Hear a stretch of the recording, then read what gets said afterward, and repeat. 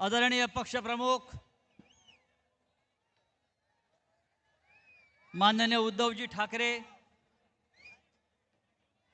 सर्व मान्यवर नेते आणि या भर पावसात चिखलात या ऐतिहासिक दसरा मेळाव्यासाठी उपस्थित असलेले निष्ठावंत शिवसैनिक, हिंदुहृदय सम्राट शिवसेना प्रमुख बाळासाहेब ठाकरे यांचं आपल्याकडे आज लक्ष आहे। 68 वर्षापूर्वी शिवसेना प्रमुखांनी जी ठिणगी टाकली शिवसेनेची, त्याचा हा पेटलेला वणवा मुसळधार पावसात सुद्धा विझू शकत नाही। या संपूर्ण देश पाहतो आहे। आतापर्यंत नेत्यांची भाषणं व्हायची आणि मग पाऊस पडायचा। या इथे पाऊस वादळ असताना सुद्धा हा मेळावा आपण करतो आहोत आणि हजारोच्या संख्येने आपण इथे जमलेला आहात। हे शिवतीर्थ आहे आणि हे शिवतीर्थ फक्त आपल्या शिवसेनेचं आहे। या शिवतीर्थाच्या पलीकडे आणखी एक शिवतीर्थ आहे, ते सुद्धा आपलंच मानायला पाहिजे। हिंदुहृदय सम्राट शिवसेना प्रमुखांनी ज्या शिवसेनेची स्थापना या शिवतीर्थावर केली, त्या शिवसेनेचा दसरा मेळावा ही महाराष्ट्राची परंपरा आहे। मराठी माणसाची भक्कम एकजूट ज्या शिवसेना प्रमुखांनी केली, त्या शिवसेनेला हादरे देण्याचा प्रकार कोणी किती केला तरी त्या हादऱ्यामध्ये आपण संपून जाणार आहात। आज मला अनेकांनी प्रश्न विचारले, अनेकांनी शंका उपस्थित केल्या। शिवतीर्थावर चिखल झालेला आहे, म्हणजे तुम्ही चिखल फेकच करणार? मी म्हटलं होय, गद्दारांवर चिखल फेकच करणार, त्यांची तीच लायकी आहे।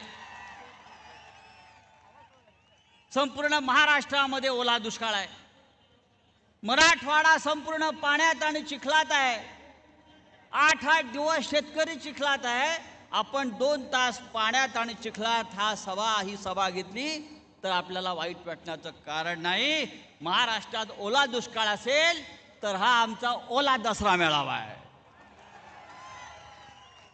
मित्रांनो,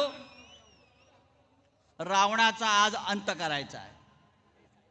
नेहमी रावणाचं दहन होतं, आता या पावसामध्ये रावणाचं दहन कसं करायचं? रावणाला जाळायचं की रावणाला बुडवायचा, हा विचार करावा लागेल। या मुंबईमध्ये पाऊस आहे, या मुंबईमध्ये रावणाला बुडवायचा आणि दिल्लीतल्या रावणाला जाळायचा। माननीय उद्धव साहेबांनी शस्त्रपूजा केलेली आहे। शस्त्रपूजा करण्याचा अधिकार हा माननीय हिंदुहृदय सम्राट बाळासाहेब ठाकरे यांच्या शिवसेनेचा आहे। मला विचारलं, गद्दारांच्या मेळाव्यामध्ये ते काय पूजणार? मी म्हटलं, त्यांना शस्त्रपूजा करण्याचा अधिकार असू शकत नाही, मग ते काय पूजणार? मला सांगण्यात आलं त्यांच्याकडून, त्यांनी दिल्लीतून अमित शहाचे जोडे आणलेले आहेत। त्यांनी दिल्लीतून अमित शहाच्या चपला आणलेल्या आहेत, जोडे आणलेले आहेत, ते त्यांच्या व्यासपीठावर आहेत आणि त्यांचं पूजन ते करणार आहेत। आम्ही शस्त्रपूजा केली, आम्ही विचारांची पूजा करतो। हे अमित शहाच्या पादुकांची पूजा करतायत, जो तो आपल्या लायकीनुसार वागतो आणि जगतो। हा निष्ठावंतांचा मेळावा आहे आणि आमची निष्ठा कशी? हम छोटे छोटे फायदे के लिए जमीर का सौदा नहीं करते।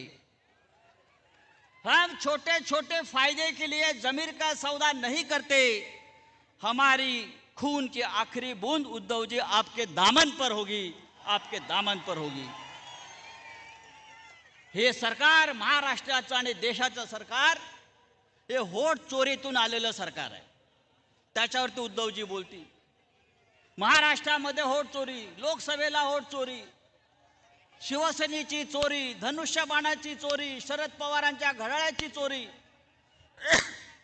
मला सांगितलं हे एवढे चोर आहेत, मुंबईतल्या चोर बाजाराचं नाव आता मोदी बाजार करा. बरोबर ना? मुंबईच्या चोर बाजाराचं नाव मोदी बाजार करा. एवढ्या चोऱ्या ह्या लोकांनी केलेल्या आहेत. मिळेल ते चोरतायत. मित्रांनो, आपण भर पावसामध्ये आलेला आहात. मी जास्त वेळ घेणार नाही. ही लढाई मोठी आहे. ही लढाई मुंबईची आहे, महाराष्ट्राची, दिल्लीची आहे. आपल्याला माननीय उद्धव ठाकरे यांच्या पाठीशी ठामपणे उभं राहायचं आहे. मी तूर्त आपलं इतकंच सांगतो आणि आपली रजा घेतो. जय हिंद, जय महाराष्ट्र.